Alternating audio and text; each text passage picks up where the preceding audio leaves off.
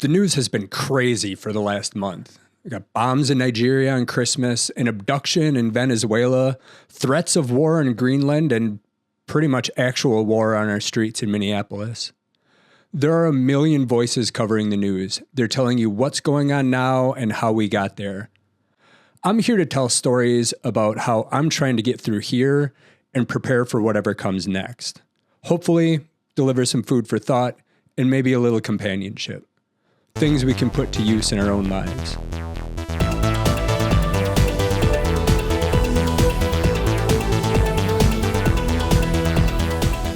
The word of the year is resilience.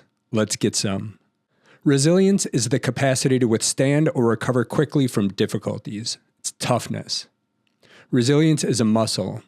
We can develop it. Today, we're going to discuss tales of the new poor and the concept of don't look away. One of my favorite classic opens to It's Always Sunny in Philadelphia has the gang outside. They're wondering what kind of people would park their RVs on their street. And Mac lays it all out for them. He says, "I'll tell you who, the new poor. Ever since the recession hit, waves of new people are suddenly broke. These people have no idea how to live without money. They're what's called new poor. We're old poor. Yeah, they could stand to learn a lesson or two from us because we would never take our homelessness and shove it down everybody's face. Have some class if you're going to be poor." And this is relevant now because the most important thing to understand is that the United States is in for an economic disruption that will knock us all down a peg or two. It's inevitable. It's likely to be as big or bigger than any economic shock any living American has seen. And it's going to be a long-term thing. See, I make decent money. My net worth is negligible due to a divorce, some employment gaps, and a few self-inflicted wounds. But I can keep up with my bills now, and I've worked hard to build employable skills, so I'm grateful. This will still impact me. I've got 3 kids in their teens and early 20s. This is definitely going to impact them. My parents are retired and will have to watch their money shrink in the stock market while inflation rises. This is going to impact them. I have a friend who doesn't make much money. He thinks it won't impact him, and he's wrong. Inflation alone, likely worse than we've already seen, will hit everybody. I mean, look, China's on the rise. We're bound to lose reserve currency status. Our self-inflicted foreign policy disasters over the last few years are just hastening the decline and adding fuel to the fire. We could waste a lot of time pointing out the reasons and the signs, but I'm more focused on preparing for what's coming. Our political situation matters a lot. How bad things get is yet to be determined. Where we as a nation invest matters. How we structure major components of our economy, healthcare, matters. How we organize sectoral unions, who and how we partner with other nations, matters. The number one thing we as individuals can control is our health across 3 areas: financial, emotional, and physical. Of those 3, financial is the one I've been focusing on lately.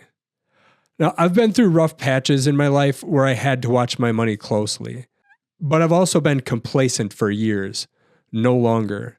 I'm learning to save better than I have before.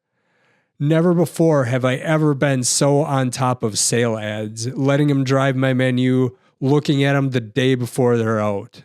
I've never eaten out less. Look, I'm first world middle class here again. I've got an electric car. There's free electric chargers like 10 minutes walk from my house. I now use those instead of charging in my garage. I'm watching leftovers better and eating them. Not always nice. Saves money. Good thing to do. Watching expiration dates on things and making sure I know when things expire. Useful in a lot of cases. I've canceled just about every subscription under the sun. I'm going to the library more. I am using more free software and more free platforms. I avoid driving whenever I can, even with an electric car. Wear and tear on the car is not good. The getting out and having to walk is good. Not like driving to the store as much and spending money is good. Now I've still got my vices that I haven't given up yet. Energy drinks is probably the number one vice that I really got to tackle. I'm probably still spending at least $15 a week on that. I do try to get them at the store where they're much cheaper. And I'm working my way down the hierarchy of excessive caffeine, which is less about finances and more just about health. I'm now down to a 92 milligram can once a day, maybe some coffee too. I had been as high as 300 milligrams per can twice a day or more on occasion, but that's not the point. I'm sure you could all teach me some things, and I would love to get advice about little ways to save money, what works for you. I'm sure there are others like me that are going to be on it a lot harder than they have been in a while, if ever. Get ahead of the curve. Do it now. Brace yourselves. Save all the money you can. The good news is it gets fun pretty quick. If you start exercising, it takes time to see results in your life, like weeks, sometimes maybe even months, depending on how hard you're going after it. You start becoming more frugal, and you can literally track every penny you've pinched, enjoy it now and later as they add up. You wouldn't believe how geeked I got when I went to the store and got $55 worth of groceries for $30. No, yeah, $55 worth of groceries in one visit. That's not much anymore, but still, I saved $25 in one trip. And that was the first week I really got locked in on sale ads and grocery spending. Also, keep in mind that economic slowdown is a tool of nonviolent resistance. The economy's struggles reflect poorly on Trump and the MAGA faithful in power. Your act of self-preservation and building resilience also has positive political impact. So stay frugal, friends. Pennies are literally going out of circulation, and nickel and diming your savings won't get you there. We're a quarter of the way into the 21st century. Now we're questing for quarters. Game on. Taken literally, don't look away is bad advice. In the 21st century, we can see every incident from every angle. We're also confronted with AI fakes and articles heavy on spin and light on nuance or balance. All of this is presented with a side of manufactured context and analysis cooked up by botnet and delivered via comment spam. If we didn't look away, we'd never do anything but be angry. Our cognitive and emotional systems don't stand a chance if we don't control our attention. Before you check any media sources, check with yourself. Are you prepared to deal with what you're likely to see?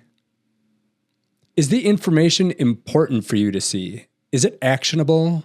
Does it change what you can or should do? Reading more news doesn't help. What I've told myself before is, maybe if I know just a little bit more, I'll be able to debate that person that doesn't believe. Maybe I'll have more facts and I can make a difference that way. It doesn't work like that. You risk becoming a passive observer of tragedy far away. In times like this, there's a good chance hard times will find your community. How much detail do you need? You know the stories. Most of the time, skimming headlines is even more than you really need on a day-to-day basis. Don't look away means don't ignore a situation. It's not really looking away from the situation. It's an understanding of the situation. It's changing your perspective from focusing on things beyond your control to what you can do to prepare for any hard times that may come your way. Put on your own mask first. Focus on building personal resilience. Put your time into connections with real people offline, calling, messaging, and hanging out with people you know, people in your own neighborhood, like-minded people that are going through the same thing. And then collectively, you can figure out how you can work if hard times do come to your community.